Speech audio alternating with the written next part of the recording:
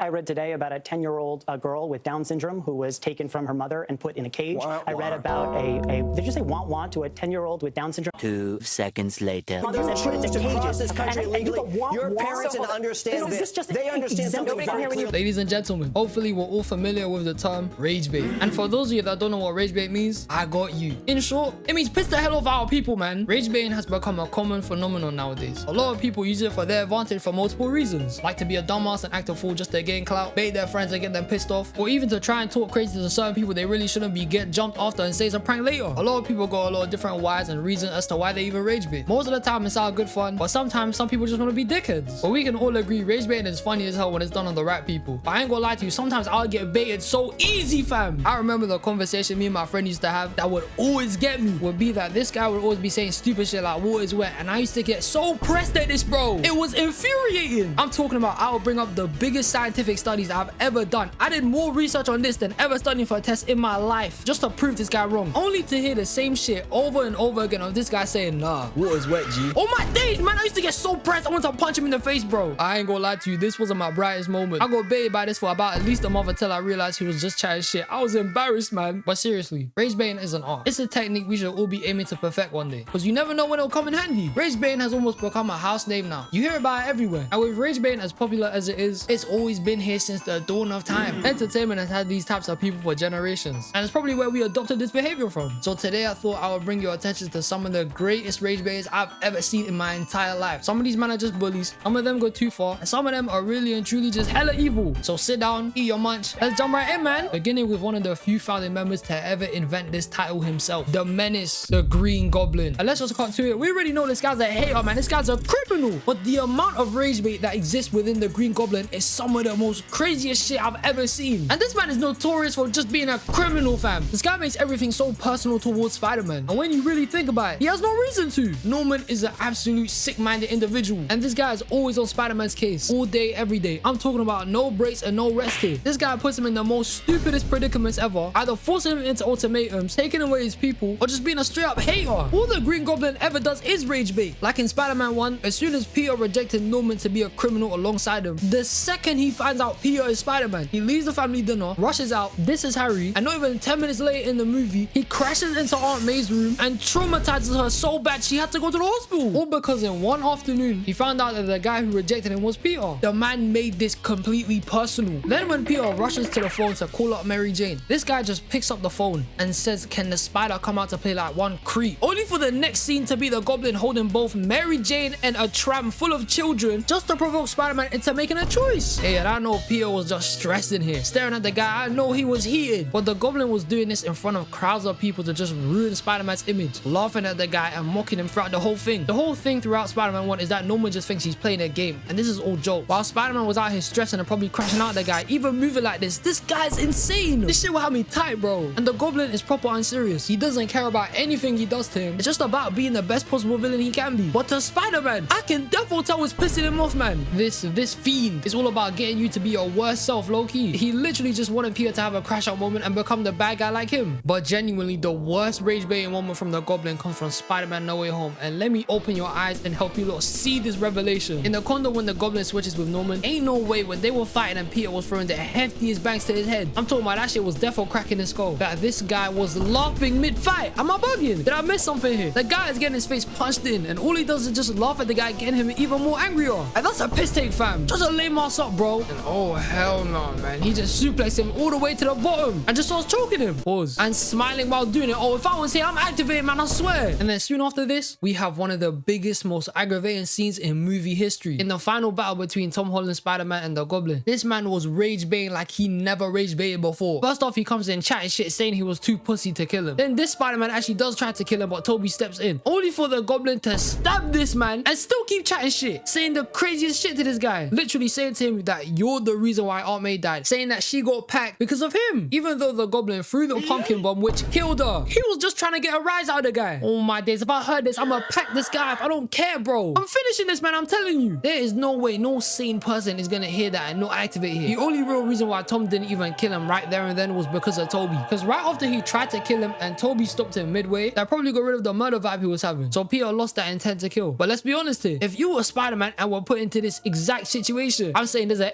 80% chance of you killing him. Especially knowing he's just gonna do a lot more heinous shit later. You're gonna end it, man, I'm telling you. I previously stated that Invincible had too much patience before he decided he wouldn't hesitate to kill his enemies. It took him about more than 3 life-threatening scenarios and his people getting beat up for him to realize that. But Spider-Man has next levels of resilience. It's different. If I was Spider-Man, I would have been going.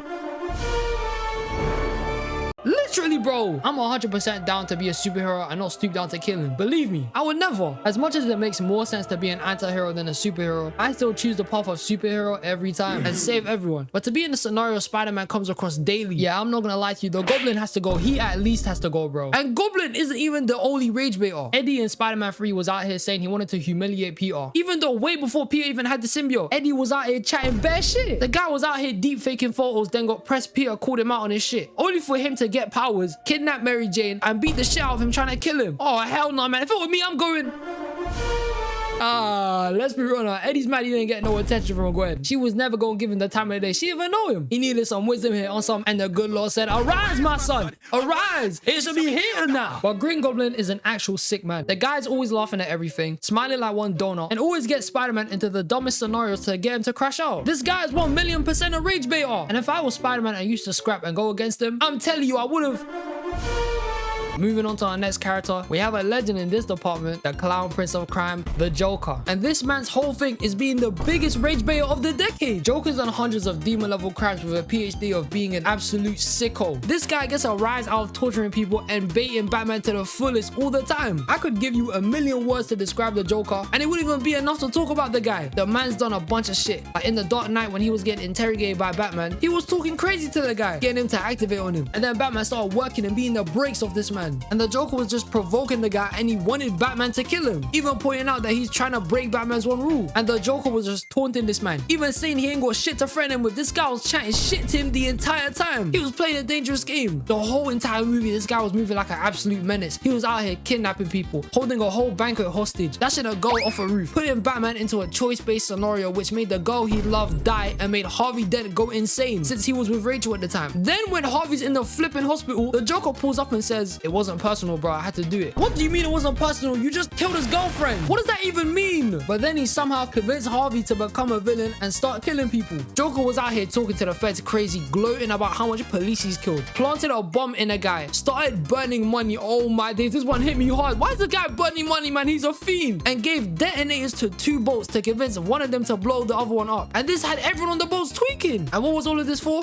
It was for nothing. This guy just wanted to stir shit up in Gotham and cause chaos. This guy's a monster, bro. He's made shit personal several times to a lot of people, doing things like paralyzing Barbara. He tortured Commissioner Gordon, got this guy butt-ass naked in a room full of people and showed him the picture of Barbara when the Joker shot her on a carnival ride. And this traumatized Commissioner Gordon so much, it shut down the guy completely. He couldn't even move no more. And the worst one by far he did to Batman was when he violated Jason Todd, just torturing the guy day by day, beating the shit out of him with a crowbar to eventually blow him up just to try and bait Batman. The man lives just to get people to see if they even tweet. And if he doesn't get a reaction, he just keeps going. This guy's a sicko, fam. Joker lives to make a running gag about everything he does. Whether he's doing it to just find it funny, to stir up shit, or to just be an absolute menace. This man loves baiting people to the fullest. Bro would kill a whole town of people and just laugh it off. He would start riots and giant fights in the city and just laugh it off. He would probably eat a mayonnaise sandwich with nothing but bread and mayonnaise between and laugh it off. He's something else, man. And the Joker really got that rage baiting on deck. Even though Batman has control over himself against him since he knows he won't stoop that low and doesn't really activate and go crazy. You know who fell hard for it? Superman. In Injustice, Joker decided to target Superman instead of Batman. He straight up made a fear toxin which made Superman kill his own wife, and she was pregnant at the time. And as soon as Superman finds out the Joker was behind it, he starts flying at like 200 miles per hour all the way to Gotham, smashes into an interrogation room with Batman and the Joker in it, and just donuts him like he was nothing. And Batman couldn't believe it. He was like, ain't no way this man actually got baited, bro. And then Superman just became a crash out, forcing everybody in the world to move how he would want them to. It's mad. Hey, but I want to divert your attention to an important topic. This is mad educational. Let me explain it. Gotham might actually be the best place to settle in. Hear me out. With the city having a dangerous high-level crime rate, the rent in Gotham definitely is £50 or $50. I know it's cheap there. So even on the lowest salary you could possibly think of, you could probably get a mansion there. There's no way in a town where people are getting packed off every 2 seconds seconds and dying everywhere, and the sun decides to skip this place all the time, so it's always nighttime, I doubt that the housing in Gotham will go for a lot. And also, since the crime rate is mad high, everything else is probably cheap too. Like food, rent, cars, everything there's probably mad cheap. So with all the bashing people do saying Gotham is a horrible place and it's horrible to live in and shit, no joke, if I went on Zillow and saw a mansion in Gotham for $1, are you joking? I'm hightailing it there. I'm about to live that high life, man. But the Joker finds everything to be a game. The guy's unhinged, doesn't care, couldn't give less of a crap about anything, and literally wants to ruin people's lives all day, every day. He gets a kick out of it. Anything and everything the man does is pure rage bait. He literally shot Batman with Bane's venom, and when Batman started resisting the change, he then took it himself and turned it into some Hulkified Joker just to get this man to change. But what, man? This guy just loves being a piss take. There was no reason to be doing this. The Joker and Green Goblin would actually be homies. These men would be the best of friends, I swear down. They would definitely spend the day together drinking out of the same cup and some shit. Because the type of shit these two be on is absolutely diabolical. Batman and Spider-Man got way too much patience. The Joker is one of the last few people you'd ever want to go against as a hero. Because you know, with someone as psychotic as this man, he will never leave you alone. He gonna do some messed up shit forever. It's annoying. And now it's time to talk about the most devious rage baiters of all time. These people are some of the most disgusting men I've ever seen in my life, and they're just revolting. Their rage baiting is low-key some of the most evil forms of hating known to man, and it could ruin your life, bro. It's mad disrespectful. I'm saying the hating was strong with these men. It was powerful. And the people I'm speaking about are the Teen Titans from Teen Titans Go. And these men are just straight up haters. Specifically everybody else beside Robin, because the amount of rage baiting and hating they did to this man is preposterous, bro. They teased him and made fun of him every single episode. They used to say he was a leprechaun. They used to call him one of the shortest people in the show, even though he's taller than Beast Boy. Made this guy shake his bum before he could even enter his own tower. Cyborg third-wheeled his only date with Starfire to try and ruin it intentionally. They constantly beat him up and made fun of him every other episode. And by far the worst thing they've ever done to Robin throughout the entire show was in the April Fool's episode. When Robin set up some sticky tape to prank the rest of the Titans, these men start talking to him saying his parents are in the next room. And Robin then falls for the trap and gets caught in sticky tape. But the horrible part about the joke was that this Robin's parents are dead, deceased, 6 feet under. The Titans just made a dead parent joke on this guy, and they probably knew about it. And the man was crying, bro. He was tearing up at this. That's just cruel. Like, bro, if that were me, I'm crashing out. What kind of sick joke is that? That's just wild, man. That's insane. They constantly talk crazy at Robin, getting this man to tweak out every possible scenario whatsoever. But to be fair, Robin was a crash out too. He used to get pressed at everything and try to be too serious on the Titans. But that don't mean you man gang up on him and just straight up bully the guy on a daily basis. Robin shaked his bum so hard his shit flew off, bro. Pause. Starfire played a prank on him when she was about to lips him just to bang him in the stomach, knowing full well Robin likes her like that. Nah, that shit's too relatable. I can't lie, Robin. I feel you, bro. Beast Boy sent this guy flying down into a cave, and they jumped the guy over a box of flipping cookies. At that point, I'm signing out, man. It just looks mad exhausting. They just used to run bare humiliation rituals on the guy. But don't get it twisted. This doesn't mean that Robin isn't a rage baiter as well. His whole fiasco with Kid Flash, where the guy brought out an entire nasty ass rotten bunch of sour grapes, just dashing them everywhere looking gross as hell, having a whole song about it, to even breaking that guy's leg to win competitions against him. Robin didn't deserve none of the baiting he was getting from the other Titans. They would have him shout every 5 seconds because they used to display different levels of enhanced ignorance all the time. I could tell he was definitely getting stressed from this. I honestly used to feel sorry for the guy. I mean, when Robin does some stupid shit in the show, I really didn't care. I'm not gonna lie to you. But throughout the majority of Teen Titans Go, he would get rage baited so hard by his own teammates and just full on bully 24/7. It was kind of upsetting, man. It was kind of sad. And if I were Robin, yeah, I would have quit day one, man. I can't lie. I can't survive that shit. But now we're at the end of the video, and you might be thinking, bro, these aren't even rage baiters. They're just a bunch of menaces. And hear me out when I say this. Shut up, man. Because if we're being honest here, rage baiting is a form of hating. Let's be real now. If you man got any more rage baiters you got from TV or movies, let me know in the comments below. I love y'all, appreciate y'all, and I'll see y'all in the next one. Bye.